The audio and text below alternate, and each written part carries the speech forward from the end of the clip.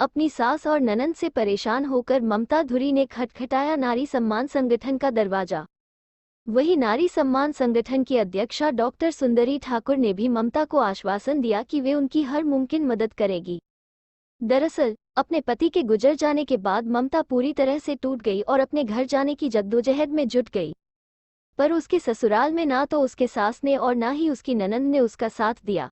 उल्टा सब मिलकर उसे परेशान करने लगे, यहाँ तक कि राशन कार्ड से उसका नाम भी काट दिया, जिसके बाद मदद के लिए वे नारी सम्मान संगठन के पास पहुंची। इस मामले में हस्तक्षेप करते हुए नारी सम्मान संगठन के अध्यक्ष डॉक्टर सुंदरी ठाकुर ने उन्हें आश्वासन दिया कि वे उनकी हर मुमकिन मदद करेगी और वहीं दूसरी तरफ मुंबई पुलिस से भी गुहार लगाई कि वो इस मामले पर संज्ञान ले। इस मामले पर ममता धुरी ने क्या कुछ कहा, आइए सुनते हैं। माझं नाव आहे ममता मोहन धुरी, मी मरोळ ताकपाड्यामध्ये राहते। माझ्या नंदेनी मला मारून बाहेर काढले। माझे मिस्टर ऑफ होऊन आता 3 वर्ष झाली आहे। तर माझ्या रेशनवरचं नाव पण त्या लोकांनी उतरवलं आहे।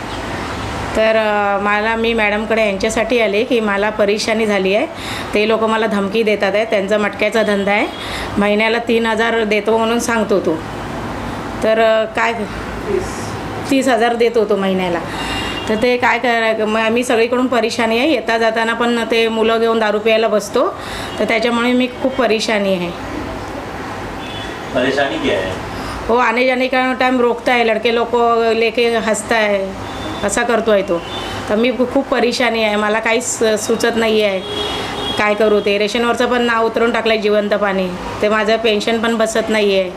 मी काय करू मलाच समजत नाही, म्हणून मी मॅडमकडे आली आहे। उद्या मारायची धमकी पण देत आहेत ते लोक मला, काय करावं। पुलिस स्टेशन में कंप्लेंट किया था? पुलिस कंप्लेंट किया, लेकिन पुलिस ने वो लोग का पैसा ले, पुलिस बोलते तेरा कुछ होएगा नहीं, वो लोग पैसा देते हैं, मड़के का धंधा है, ऐसा बोल रहे। तो क्या करूँ मैं सब जगह से परेशान हो गई है। मेरा जाना ऐसा हो गया कि मैं क्या करूँ समझ में नहीं, आत्महत्या करूँ या कुछ करूँ। वो लोग तो कुछ देने के लिए राजी नहीं है, तो क्या करूँ। तो क्या क्या लिया है उसने आपका? मेरा रूम, इधर का रूम हड़प किया है, वो कुछ देने के लिए राजी नहीं है। और सास गांव में भेजा है उसको, है ननद देवर को और सास को गांव में भेजा है। तो मैडम के पास आइए, क्या आश्वासन मिला है? मैडम के पास मैं आई कि मेरे को कुछ मदद करे मैडम, इसके लिए मैं उनके पास रिक्वेस्ट करती हूँ कि मैडम मेरे को वही करे, मार्ग दिखाए कुछ। पुलिस सेक्शन मतलब कि उसको आती है, उधर पैसा अंदर जाते हैं, वो लेके निकल जाते हैं, अंदर जाते हैं, फिर आके हंस के निकल जाते हैं। वो पता ही नहीं चल रहा है क्या हो रहा है, हंसते हैं, हंस के जाते हैं। मतलब वो लोग कुछ ये है ना, कौन से भी कार्यकर्ता के पास जाओ, शिवसेना जाओ, तो वो लोग बोलते हैं कि तुम्हारा कुछ जमेगा ही नहीं। वो सीधा बोलते हैं औरत का कुछ काम करने का, इसको खड़ा भी मत करो किधर भी, नहीं तो मैं कुछ करेगा तुम लोग के लिए। ऐसा थोड़ी होता है। और लड़के लोग को पैसा देता है, बोलता है कि तुम लोग मैं कार्यकर्ता में खड़ा करता है करके। तो बच्चे लोग पैसे के लिए सब जगह खड़े रहते हैं और मेरे को इशारे करके दिखाते हैं ऐसे खड़े रह के रोड पे कि तुम्हारा क्या चलने वाला है, ये वो सब ऐसा होता है। तो ऐसा तो ये नहीं है ना, इतने छोटे छोटे बच्चे हैं, औरत लोग काम करते हैं। किसी पार्टी से भी जुड़ा है क्या वो? हाँ, वो अभी कांग्रेस का था, कमलेश राय करके है, उसके लड़के पहला उसके साथ था कांग्रेस के, अभी उसके लड़के के साथ में है। तो वो लोग एरिया में आते हैं, तो पिकनिक के लिए पैसा मिलता है, तो मज़ा मार रहे हैं एकदम। तो गरीब लोग का क्या है, हम लोग जैसा औरत लोग को क्या है। तो कार्यकर किस चीज़ के लिए कार्यकर है, तो कुछ फ़ायदा नहीं ना। तो हम लोग किसके पास जाए, किसका दरवाजा ठोके गरीब लोग। मेरे को बच्चा नहीं है, मैं ऐसी औरत किसके दरवाजे में जाऊँ। तो इसके लिए मैं मैडम के पास आई ना, मेरे को मैडम का मालूम पड़ा तो बोला अपना मैडम करेगी, इसके लिए मैं इनके पास आई, रिक्वेस्ट लेके मैडम के पास ही आई है इसके। देखिए, मेरे पास जब कोई आता है ना, तो मैं ऐसा नहीं कि किसी का मैं सुन के, या किसी का, वो नारी हो या नर हो, मेरे लिए दोनों ही परिवार के एक सम्मान्य सदस्य होते हैं। वो छोटा हो या बड़ा हो, लेकिन अगर गलत होता है तो वो नारी हो या नर, मैं दोनों के लिए काम करती हूँ। लेकिन जहाँ मैंने इनका ये देखा है, जो लेटर दिया गया है, वो थोड़ा गलत हो रहा है इनके साथ। मैं ऐसा नहीं कह रही हूँ कि भाई आप पूरा दे दीजिए, लेकिन आप एक मतलब जिसको बच्चे भी नहीं, आप खुद सोच सकते हैं, तो वो कहाँ ले जाएगी फिर। आज भी आपका, कल भी आपका, लेकिन जो पल उसके पास बचे हैं, अभी आधी ज़िंदगी पता नहीं क्या होगा आगे, लाइफ का कुछ पता नहीं रहता।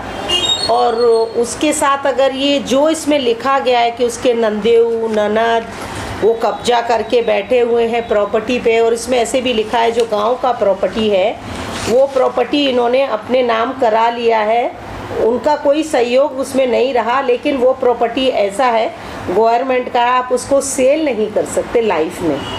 तो ये उनको भी सोचना चाहिए कि लाइफ में वो प्रॉपर्टी सेल नहीं होगी तो फिर परिवार में ही वो प्रॉपर्टी आएगी, तो क्या हर्जा है देने में उसको। आगे बच्चे नहीं, आप धमकी दे रहे हैं आप। और मैं पुलिस को भी बड़ा निवेदन करना चाहूँगी कि सर कहीं कहीं जब किसी का कोई नहीं होता थोड़ा सा तो मदद करनी चाहिए आप लोगों को। कि मैं ये नहीं कह रही, आप कह देते हैं सिविल मैटर है, आई अंडरस्टैंड सिविल मैटर है, बिल्कुल है, लेकिन आपका थोड़ा सा सहयोग इंसान को बड़ा मोटिवेशन कर देता है कि उसके सामने अगर उनको कुछ बोल दिया जाए तो वो भी थोड़े डर जाएं और सामने वाला भी थोड़ा सा संभल जाता है कि पुलिस हमारे साथ है। हम ये नहीं कह रहे आप प्रॉपर्टी दिलाएंगे, लेकिन थोड़ा सा तो ये बनता है। मैं हर पुलिस स्टेशन को बड़ा निवेदन करूंगी, और बहुत सी चीज़ें इतनी ज़्यादा हो रही हैं आजकल पुलिस स्टेशनों में कि आपने किया और मैंने नहीं किया, मैं सज़ा मुझे धाराएं लग रही हैं और आपके ऊपर कोई धाराएं नहीं लग रही हैं, तो ये थोड़ा सा गलत हो रहा है। तो इस पे भी थोड़ा सा हमारा मुंबई पुलिस ध्यान दे लें तो बड़ा अच्छा होगा। और रहा ममता का सवाल कि ये जो महिला है अकेली महिला है, मैं इनके नंदोई और इनकी ननद से बड़ा निवेदन करूंगी कि आप ये ना करें।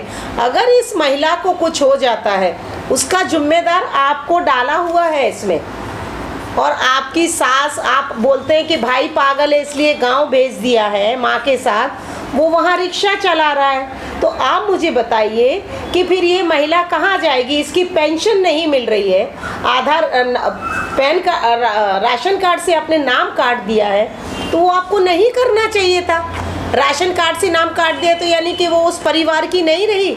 उसको गांव से लेके यहाँ तक आधार कार्ड उसी एड्रेस पे है, पैन कार्ड उसी एड्रेस पे है, तो फिर तकलीफ़ क्या है आपको। आपके कितने शेयर, 4 शेयर होंगे प्रॉपर्टी में से, उसका हिस्सा उसे दे दीजिए। वो कहाँ ले जाने वाली है, कम से कम उसे ये रहेगा वो कहीं छोटा मोटा घर ले ले। कि वो बीमार रहती है, एज नहीं है इतनी, लेकिन बीमारी तो एज मैटर नहीं करती है ना। तो आपको ये समझना चाहिए, अगर आप नहीं समझेंगे तो आपको तकलीफ़ आएगी। मैं तो आपसे इतना ही कहूँगी कि जो इसमें उन्होंने लिखा हुआ है वो आपके लिए बड़े ख़तरनाक है, ये नहीं करो आप। और ये मैं तो ये कहती हूँ कि इनको जो भी होता है इनको बैठ के सेटल में मैं भी कोशिश करूँगी और उनको बताऊँगी और उनको कहूँगी कि प्लीज़ आप ये सेटल कर लेंगे तो बहुत अच्छा रहेगा। देखो उसका हक तो आप ले नहीं सकते, वो कोर्ट से आपसे हक ले लेगी। और आप ये कहते हैं कि उसके पति ने पैसे ले लिए हैं, आपने मार पीट के घर से निकाला, आप पैसे देंगे? ऐसा कहाँ, कौन से कानून में और कहाँ लिखा है और कहाँ किसी ने कभी किया है? अगर जो मार पीट के निकाल उनको पैसे नहीं दिए जाते हैं, आराम से वो जाते हैं जिनको पैसे दिए जाते हैं। सो आप ये तो बोलिए मत। और ये आपके पास प्रूफ है तो आपको मैं कॉल करूँगी, आप आइए मुझे बताइए। और ये भी उनके फोर्स की वजह से मैं कर रही हूँ, नहीं तो मैंने उनको मीडिया के लिए मना किया था, उन्होंने लिख के दिया मैडम मुझे खतरा है, अगर आप उनको बुलाएंगी तो वो मुझे मार देंगे और आप तक आ नहीं पाऊँगी मैं, और वो तो आएंगे ही नहीं आपके पास। इसलिए मेरी मजबूरी है, उन्होंने ही आपको बुलाया है, उन्होंने ही आपको यहाँ लेके आए हैं, तो मुझे बोलना पड़ रहा है। और जब मुझे लगा कि भाई कुछ हो जाएगा तो इससे पहले भाई पता नहीं वो उनका क्या, क्योंकि जब से प्रॉपर्टी का इशू हुआ है जब से ये चीज़ें बहुत होने लगी हैं। सो मैं तो ये कहूँगी कि अभी भी वक्त है, आप लोग बैठ के सेटलमेंट कर लें, बहुत अच्छा रहेगा, नहीं तो इसका परिणाम ठीक नहीं रहेगा। उसके लिए तो क्या, आप लोगों के लिए ज़्यादा ख़राब हो जाएगा जो इसमें लिखा है। So thank you very much.